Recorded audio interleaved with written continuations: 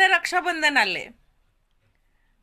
ज्या बहिणीच्या मनात लालच असतं ना, ती बहीण काय करते माहितीये काय? जो श्रीमंत भाऊ आहे त्याच्या घरी आधी जायचं असं तिला वाटत असतं. अशीच एक कहाणी घेऊन आले मी तुमच्यासाठी. नक्कीच तुम्हाला आवडेल. आवडली तर रिप्लाय द्यायला विसरू नका. तर रक्षाबंधनला बहीण चाललेली असते भावाकडं. पहिल्यांदा घर येतं छोट्या भावाचं. मग नवरा तिथं गाडी थांबवत असतोय, तर ती म्हणते, अहो काय करायला लागलाय, इथं नाही आपल्याला थांबायचं. मग नवरा म्हणतो, अगं हे म्हणजे जाता जाता लागले तुझ्या छोट्या भावाचं घर आहे हे, इथं पहिल्यांदा राखी बांधन आपण पुढे जाऊया. ती म्हणते, हे छे, हा तर गरीब आहे, हा काय देणार आहे मला, ह्याच्या घरी आत्ताच आपण जायचं नाही, तिकडून जाऊन आल्यानंतर ह्याच्या घरी जायचं. आणि हा मिठाई वगैरे घेतल्या, ती मोठ्या भावासाठी घेतली मी, त्याची चांगली नोकरी लागली, मस्तपैकी घर घेतलंय त्यांनी, ते दोघं जण मला इतका पाहुणचार करतील. तर नवरा म्हणतो, चुकतेस तू. मी असं बघितलंय नेहमी श्रीमंत लोक दुसऱ्याला म्हणजे आदरातिथ्य देत नाहीत. आणि तुला जर वाटत असेल तर चल बघूया आपण. तो घेऊन जातो नवरा बायकोला तिकडं पहिल्यांदा मोठ्या भावाच्या घरी, म्हणजे श्रीमंत भावाच्या घरी, ज्याची की नुकतीच सरकारी नोकरी लागलेली असते. तिकडं गेल्यानंतर ही बेल वाजवणार तितक्यात आतून दार उघडतं आणि भाऊच बाहेर येतो. तो चाललेला असतो जॉबवरती. ही म्हणते, अरे दादा काय करायला लागलायस तू, जॉबवरती चाललायस, तुला माहित नाही आज कोणता दिवस आहे? त्याच्या अजिबात लक्षात नसतं. तो म्हणतो, आज काय आहे? मग ती म्हणते, आज रक्षाबंधन आहे आणि असं मी तुला जाऊ देणार नाही, राखी बांधल्याशिवाय मी तुला कुठेही जाऊ देणार नाही, चल आतमध्ये. आतमध्ये त्याला घेऊन भावाला जाते. आणि हे काय, वहिनी कुठं आहे? घर तर खूप छान सजवलंय तुम्ही दोघांनी, खूप छान वाटलं, तुला नोकरी लागली हे पण ऐकून खूप छान वाटलं. तर भाऊ म्हणतो, हो आत्ताच नोकरी लागली मला. आणि वहिनी तुझी आहे आतमध्ये, तिची बहीण आली, तिच्याबरोबर बोलत गप्पा मारत बसल्या, रूममध्ये आहे. तिचं काहीतरी प्लॅन आहे आज बाहेर जायचं वहिनीचं, असं दादा सांगतो तिला. ती म्हणते, असं कसं जातील, मी इथं आले आणि मी नाही जाऊ देणार त्यांना, वहिनी ए वहिनी ए वहिनी असं करत ती आवाज देते.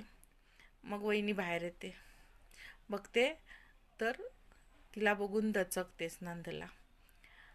बाहेर येते तर तिनं मॉडर्न कपडे घातलेले असतात.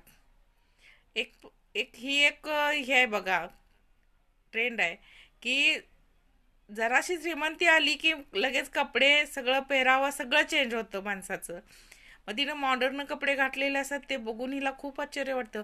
हे काय वहिनी, तू काय घातलेस हे, अजिबात असलं आवडत छान दिसत नाही तुला, कसलं काय अवतार करून घेतल्यास काय माहिती, जा आधी ते बदल, आणि आज रक्षाबंधन आहे त्यामुळं तू मस्त अशी साडी नेस, छान वाटेल तुला. तिला राग येतो वहिनीला. म्हणते, ए काय ग, काय बकवास करायला लागल्यास, तुझं काय, तू का मला सांगा लागल्यास, मी कसं राहायचं ते मी ठरवते, आणि हे रक्षाबंधन वगैरे मी नाही मानत. तुला जे करायचं आहे ते भाऊ आहे तुझा, भाऊ आणि तू बघून घ्या, मला अजिबात ह्यात घ्यायचं नाही. आणि मी आता चालले फिरायला, त्यामुळं तुला कोणी अधिकार दिला मला असं बोलायचा? माझा आयुष्य आहे, मी कसं जगायचं, काय कपडे घालायचे मी ठरवणार, असं म्हणून तिचा अपमान करते. बहीण बिचारी तोंड पाडून जाते.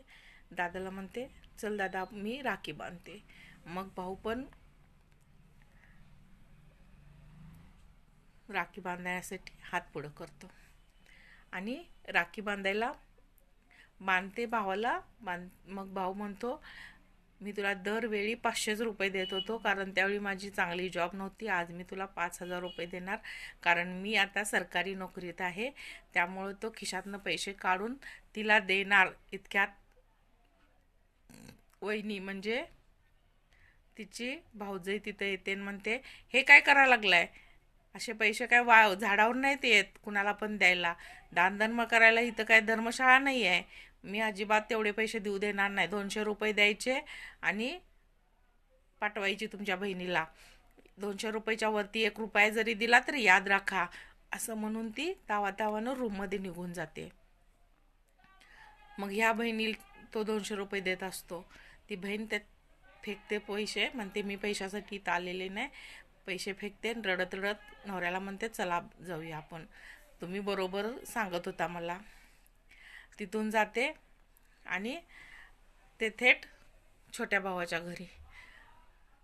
मनातनं ती नाराजच असते त्या भावावरती, कारण तो गरीब असतो म्हणून.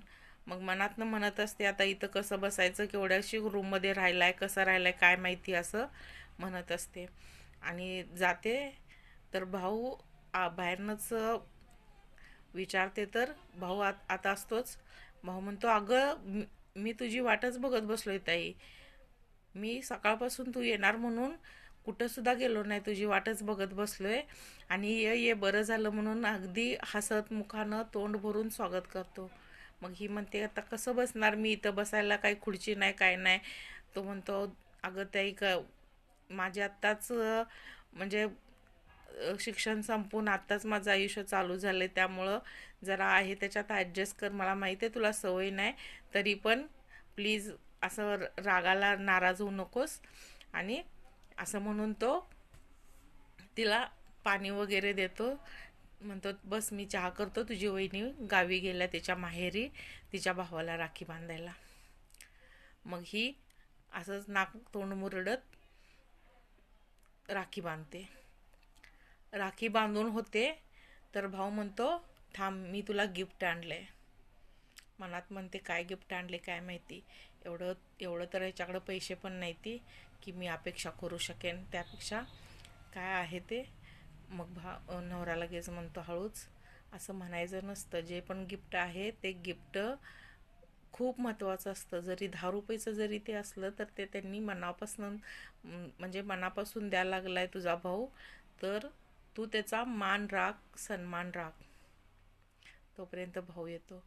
तर भाऊ हातात कपड्यांच्या बॅगा घेऊन येतो तर पहिल्यांदा तो आपल्या दाजीला देतो, तिच्या नवऱ्याला. म्हणतो हे शर्ट तुमच्यासाठी घेतलं आहे मी, खूप कधीच मी काय घेतलं नव्हतं आणि घ्यायचंच झालं नव्हतं तुम्हाला, म्हणून मी हा शर्ट घेतला आहे आणि चांगल्या ब्रँडचा घेतला आहे, तुम्ही तो घाला. त्याला खूप, तो म्हणतो मला कशाला, माझं काय काम आहे आता, मला तर म्हणजे बहिणीला घेतलं ठीक आहे ना, माझं काय काम आहे. तो म्हणतो नाही, जर तुम्ही नाही म्हटलात तर मला म्हणजे तुम्ही नाराज झाला असं मला वाटेल, म्हणून तो घेतो. म्हणतो नाही खूपच छान शर्ट आहे, मला आवडला. आणि साडी तिच्यासाठी बहिणीसाठी देतो. आणि मग बहीण म्हणते अरे ही तर खूप महागातली साडी घेतलीस, एवढी महाग साडी घेतलीस तू, कसं काय, असं काय केलास. तर भाऊ म्हणतो असू दे, ह्या वर्षी ना मी तुझ्यासाठी घेतली, काहीतर पैशाचं मॅनेज केलं. तुझ्या वहिनीनं ना, वहिनी म्हटलेलीच की ताईंना चांगली साडी घ्या म्हणून, तिनं आपल्या गळ्यातलं मंगळसूत्र मोडलं आणि त्या पैशातनं हे सगळं गिफ्ट आणले तुझ्यासाठी. बहीण खरोखर तिला अश्रू अनावर होतात. बहीण म्हणते माझ्यासाठी एवढं करायची काय गरज आहे. भाऊ म्हणतो नाही, मी तुला नेहमी नाराज केले, आज मी असं नाराज करून जाऊ नाही देणार. तर बहीण खरोखर म्हणजे तिच्याकडे शब्द नसतात बोलायला.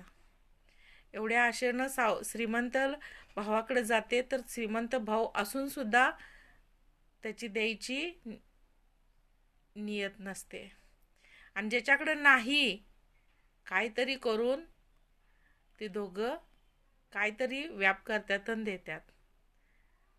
मग हिचा नवरा म्हणतो मी ना तुझ्या भावाला आणि तुझ्या वहिनीला दोघांना पण माझ्या कंपनीत जॉब देतो, ते दोघं पण चांगलं आयुष्य जगतील, असं म्हणून त्या दोघांनी तिथं ठरवून टाकलं की ह्यांना दोघांना पण आपण चांगला जॉब द्यायचा.